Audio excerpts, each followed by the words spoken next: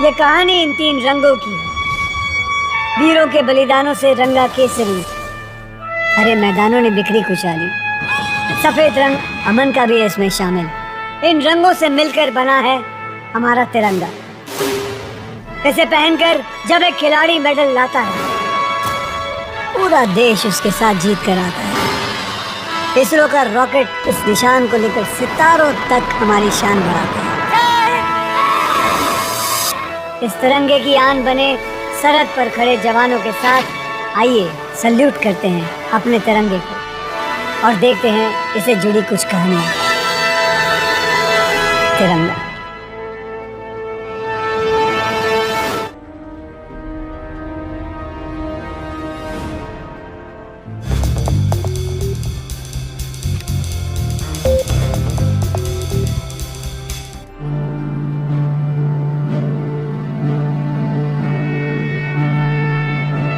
इस देश में पैदा हुए हर भारतीय की एक खास पहचान होती है और उस पहचान को झलकाता है हमारा तिरंगा।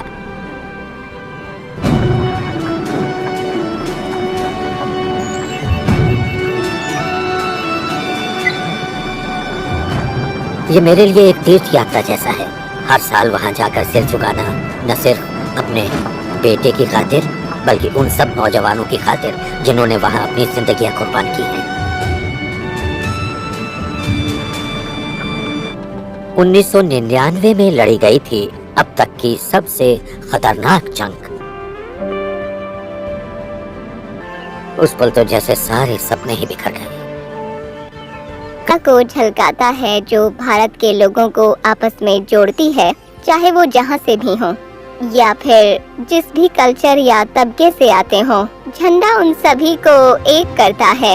हमें ये समझना होगा कि ये कैसे इन फर्कों को मिटाकर लोगों को मिलकर काम करने के एक साझे मकसद से जोड़ता है।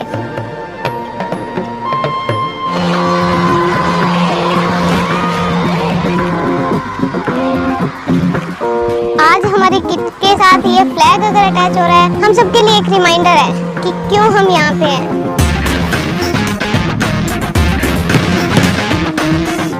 मेरा ड्रीम था मैं एक दिन इंडियन जर्सी को पहने अपना कंट्री को रिप्रेजेंट करूंगी।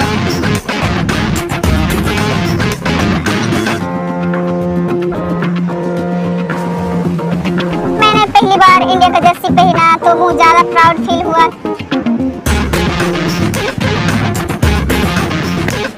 कोई हरियाणा से, कोई पंजाब से, कोई मिजोरम से है, झारखंड से है, उड़ीसा से है, बट हम सब एक नाम के लिए खेलते हैं, इंडिया के लिए खेलते हैं।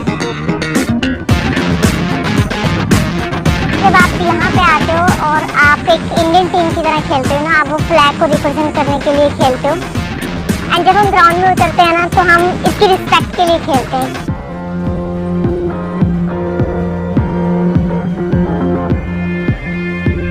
जब हम ट्रेनिंग से पहले 10-15 सेकंड की प्रेयर करते हैं और एक दूसरे को रिमाइंड दिलाते हैं कि हमें हर एक को अपना एक्स्ट्रा एफर्ट्स की वजह से हमें इस फ्लैग को ऊपर लेके जाना है। और वो एक ही चीज़ हो सकती है जब हम पोडियम पे खड़े होंगे और जब वहाँ पे नेशनल एंथम बजेगा। तो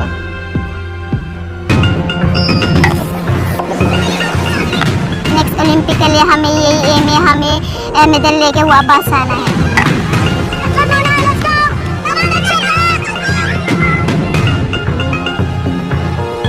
तिरंगे को हम लोग हमेशा ऊपर ही देखना चाहते हैं और उसको हमेशा हम लोग ऊपर ही रखेंगे।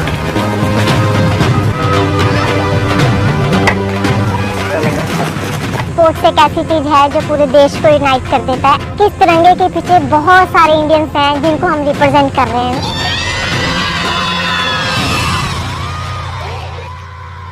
तिरंगा बेशक सबको एक करता है।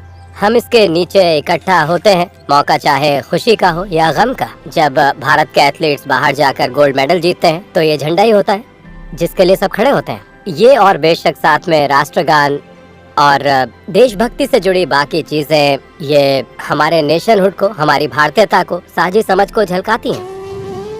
वो वक्त था जब हर नॉन इंडियन चीज कूल मानी जाती थी, तो मुझे लगा कि ये एक अच्छा मौका है। लगा कि हे, ये एक अच्छी चुनौती होगी। मैंने सोचा मैं भारत के लिए लाऊंगा एक बड़ा आइडिया। जो एक जनरेशन में जोश को जगाएगी। इसके लिए मैं अपनी क्रिएटिविटी और फिल्म मेकिंग और म्यूजिक का सहारा लूंगा। ब्रांड था तिरंगा। हम लंदन गए, शाही झंडा बनाने वालों से मिलकर हमने एक खूबसूरत तिरंगा बनवाया। फिर हमने ऑक्सफोर्ड साइंटिफिक फिल्म्स जाकर फोटोसोनिक कैमरा से उसकी फिल्म बनाई। हजारों फ्रेम में उस खूबसूरत तिरंगे के लहराने की फिल्म। इसे बनाने में रहमान या मेरे लिए सबसे खास बात यही थी कि ये आइडिया वक्त की हदों से पार जाए। मैंने कहा मैं इसे पूरे भारत में असल लोगों के बीच उनके साथ उनको बिना खास कॉस्ट्यूम के, बिना मेकअप के फिल्माऊंगा। हम फिल्माएंगे उस जज्बे को जो तिरंगे के लिए लोगों के दिलों में है। तो तिरंगे को फहराना एक गजब का सीन था। देखिए इसे।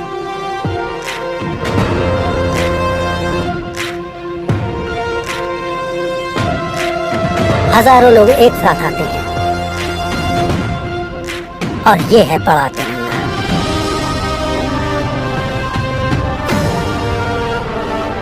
आखिरी लोकेशन जैसलमेर थी, तो मैंने कहा ठीक है, यहाँ पर हजारों लोगों के बीच हम एक बड़ा तिरंगा लगाते हैं। तो बड़ा मतलब सोच से परे बड़ा।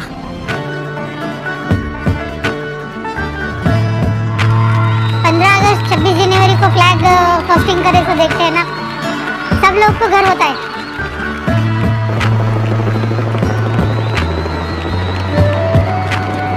हम सीएसओ फ्लैग वहाँ पे है, सब लोग उसको सैल्यूट कर रहे हैं, उसको सम्मान दे रहे हैं। बहुत अच्छा लगता है सबको।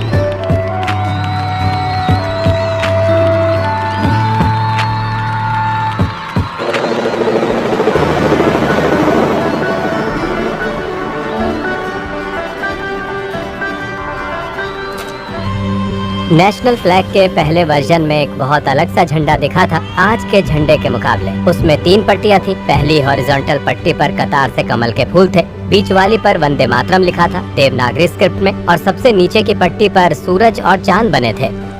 फिर उसके बाद 1921 में नया झंडा डिजाइन किया गया, उसे कहते थे गांधी झंडा। इसमें भी 3 हॉरिजॉन्टल पट्टियां थी पहले वाले फ्लैग की तरह ही, लेकिन तीनों अलग रंग की, सफेद, हरी और लाल। यही वो पहला झंडा था जिसमें चरखा बनाया गया था। ये वो वक्त था जब गांधी जी बड़े पैमाने पर चरखे को विरोध की निशानी के नाते फैला रहे थे।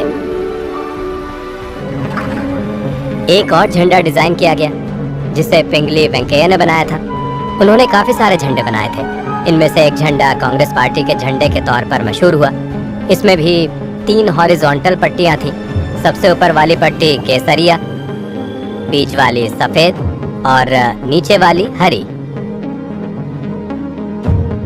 बहरहाल वक्त के साथ इन 3 रंगों के मायने और धर्मनिरपेक्ष हो गए। यानी ऊपर वाले केसरिया का मतलब बहादुरी या हिम्मत हो गया, बीच के सफेद का सच्चाई, खरापन और शांति, तो नीचे वाले हरे का मतलब हो गया ईमान और खुशहाली।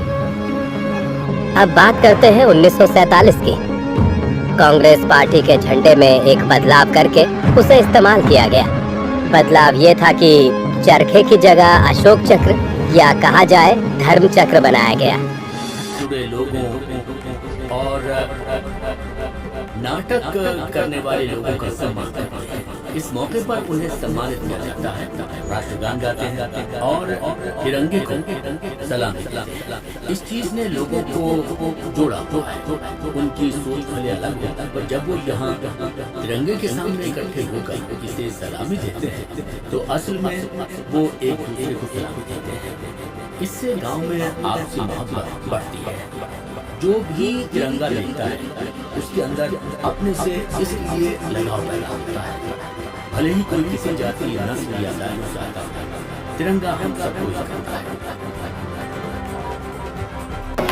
1947 में आजादी मिलते ही ये बात आई कि झंडा देश के साथ जुड़ा होना चाहिए, इसे वैसी ही इज्जत दी जानी चाहिए। लेकिन तब पता चला कि नौकरशाही कितनी ताकतवर है और आजादी मिलने पर झंडा उसके हाथ में थमा दिया।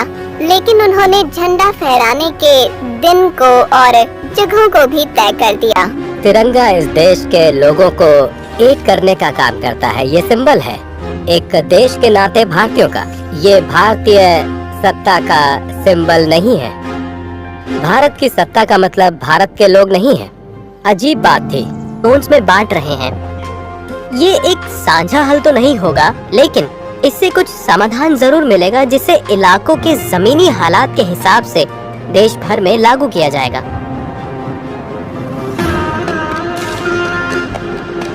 आज ये कहते हुए मुझे बहुत गर्व है कि भारत में जितने विशाल तिरंगे लगे हैं उतने दुनिया के किसी देश में नहीं लगे हैं। हमारे यहाँ 600 से ज्यादा बड़े तिरंगे लगे हैं जो 100 फीट से ज्यादा ऊंचे हैं। इन तिरंगों को लगाना और उतारना आसान नहीं होता, इसलिए हम सरकार से खास इजाजत लेकर इन्हें रात में बिजली से रोशन करेंगे। इससे तिरंगा हर वक्त दिखता रहेगा और देश का मान बढ़ाता रहेगा। अब तो कई यूनिवर्सिटीज, कॉलेजेस, यहाँ तक कि केंद्र और राज्यों की सरकारें हर कोई तिरंगा लगा रहा है। ये एक चलन जैसा बन गया है।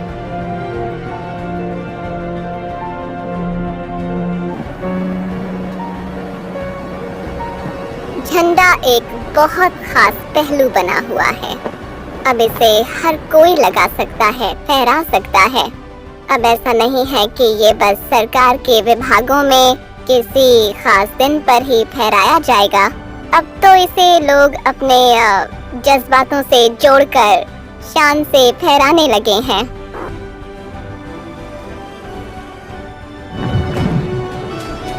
जब हवा ना। आज मैंने जो जैकेट पहनी है वो विजयंत की है। ये बस मेरी दिली इच्छा थी कि कुछ ऐसा पहनूं जो रॉबिन का हो।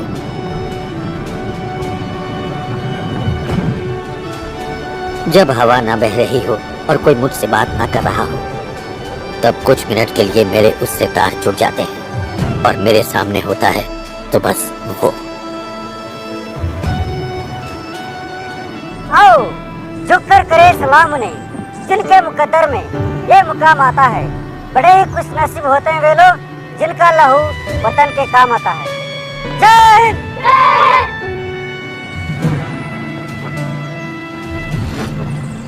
हम यहाँ कारगिल मेमोरियल पर हैं। यही जगह है जहाँ लड़ाई हुई थी। यही थी वो सारी बॉफोर्स तोपें और 2 राजपूताना राइफल्स।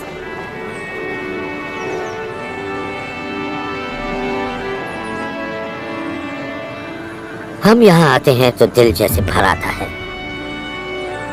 मैं उसकी यादों में लौट जाता हूँ। एक फौजी के नाते उसने कितने जोश से मुझे बताया था कि लड़ाई के लिए उन्होंने अपने को कैसे लैस किया है।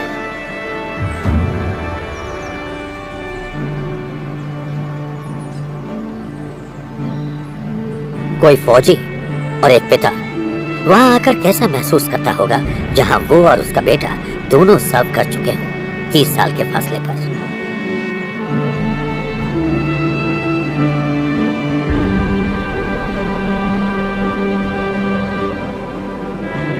एक गजब का एहसास होता है यहाँ इन सब बहादुरों के नामों के बीच खड़े होकर। वो जिन्होंने अपना खून बहाया तिरंगे के लिए हर उस जंग में जो हमने लड़ी है। भले ही 47 में हुई उस जबरदस्त जंग की बात करें जो जुजीला में हुई, या फिर 65, 71, 8 माउंटेन डिवीजन की इंसर्जेंसी से जंग, या कारगिल की जंग।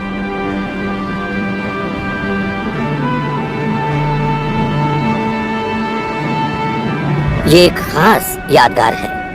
यहाँ हर उस फौजी का नाम लिखा है जिसने देश की सेवा करते हुए कुर्बानी दी। उसका नाम हमेशा रहेगा यहाँ। लोगों को जाना ही होता है, मगर जैसे वो गया है उसकी कुर्बानी याद रखी जाएगी। वो अब भी देश की रखवाली कर रहा है जैसे वो कर सकता है।